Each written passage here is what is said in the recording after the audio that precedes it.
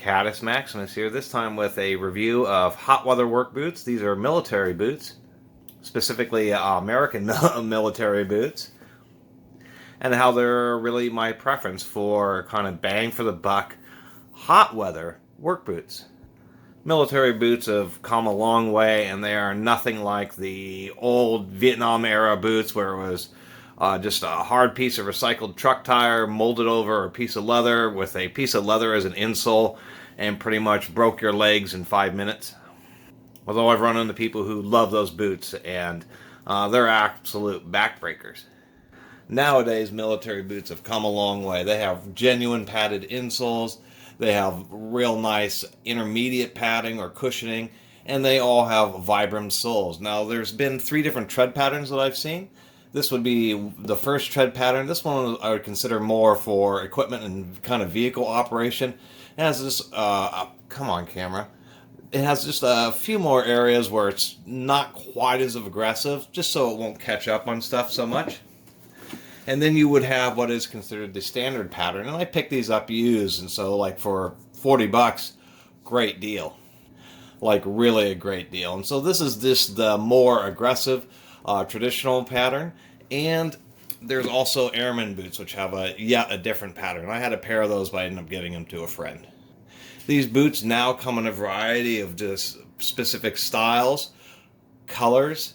You can get them with Gore-Tex waterproofing or without. You can get them insulated or non-insulated. You can get these full leather, full grain, or what are traditionally were known as jungle boots, which are ones that have a synthetic nylon mesh upper portion for much better breathability. And that's really why I like these in the summertime. This mesh up here really makes a big difference. I should also mention that you can get soft toe and steel toe. Like these are steel toe, these are soft toe.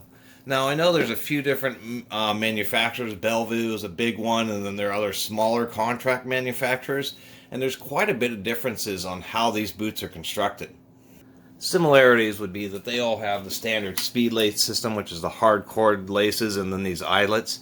Come on, camera. And these eyelets end up making it a pretty easy to get the thread or the laces tightened up and loosened. All these boots will also use leather where the eyelets are connected to, just for extra heavy duty. So the mesh part would only be this portion here. It really is pretty flexible, doesn't really bite in. Definitely is pretty durable. Obviously not as durable as leather, particularly when it comes to potentially getting cut. But in my experience, it really holds up well. And then they have this extra heavy duty kind of portion right across the base there. And then they do pad the cuff at the top. I should take the moment to thank all the service members who of the various armed forces for their service.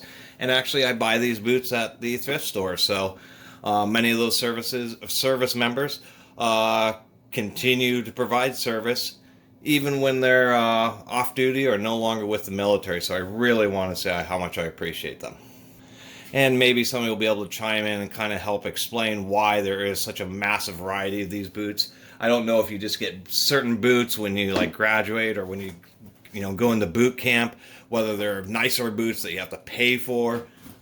It just seems weird that there are just so many different boots out there now for the armed forces.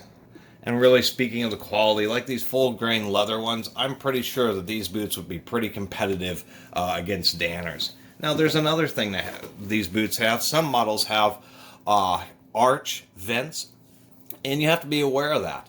Many times, you really want that. It provides just a little bit of air movement and allows some of the moisture to escape from the bottom of your foot area, and it can make a big difference. The vents are only on the inside, but if you forget that you're wearing a boot with vents in it and you step into a puddle or something, you'll remember that they have vents real fast. And speaking of the inside of the shoe, let's pull out an insole. On some of these, it depends on some of the contracts, manufacturers glue. On this particular pair, they don't. And the insoles are real insoles. They actually have a nice fabric. They're reasonably thick.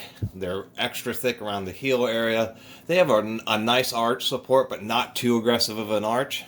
That itself is a big deal, along with the cushioned heel. Now, this is a more traditional style. Let me get this insole. That's a nice thing to segue into another aspect of the build quality. One would be like the difference in vents. On these boots, they're kind of the cheaper form of vents.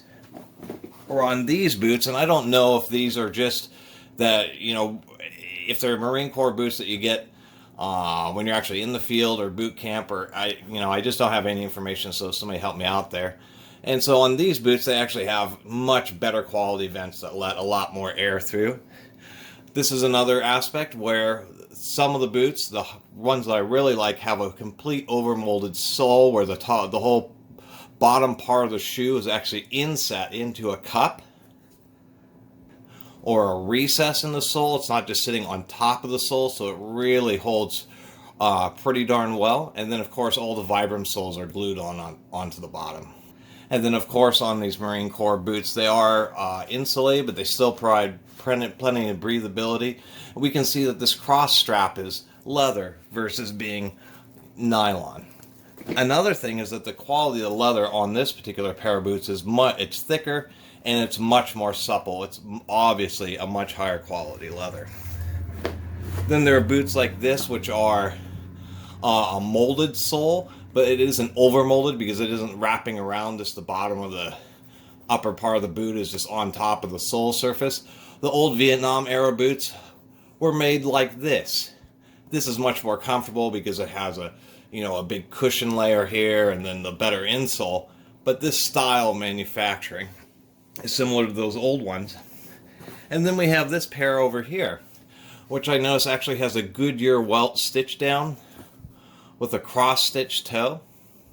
And I thought, well, that's kind of unique. It has the military sole, but it's just seems to be much higher quality than, say, this pair here. So it was really kind of strange to me. I should also mention, as far as I can tell, all these boots are all going to be made in the United States. And here's another telltale sign of how good. These, you can see, when they make the soles of boots, the whole sole mold is actually much larger. And then they use, they don't have individual size soles for each. They have ranges. They might have 8 to 10, 10 to 12. And then if they're using a 12 on a size 10 boot, they just sand down, grind down the outside to match the size. We can see how nice and straight and even that is on this boot here. Really is, whoever made these really took care doing the sanding job. A job that isn't quite as nice is like this. You can see where the heel tapers. There may be a reason for that, but I just can't really see why it'd be tapered quite this much. The taper's steeper on this side than this on this side. Definitely not quite as good. We can see on the front, if my camera will focus, it's a little bit more square, but there's still quite a bit of taper in there. And so these just weren't made with quite as much attention to detail and quality. That's an issue that can only happen on those style boots. Anything that's overmolded has a fixed mold, and so the only thing they're sanding is just the actual Vibram sole that they glue onto the bottom. Anyway, I've kind of gone off about these boots a little too much. I did want to do a review since I did have a few pairs of them, and there's certainly plenty of videos like this on YouTube, but none of them are really talking about some of the different styles and build differences. And now anybody who watches these knows that if they're looking for some military boots, the ones with the Goodyear welts or the Marine Corps boots are really the better of the combat boots that you want, where there are other ones like this which are okay, but they are the cheaper models. And then the fact that you can get ones that are insulated, jungle boots, uninsulated, full grain, vented and unvented, it's all stuff that you're now more aware of.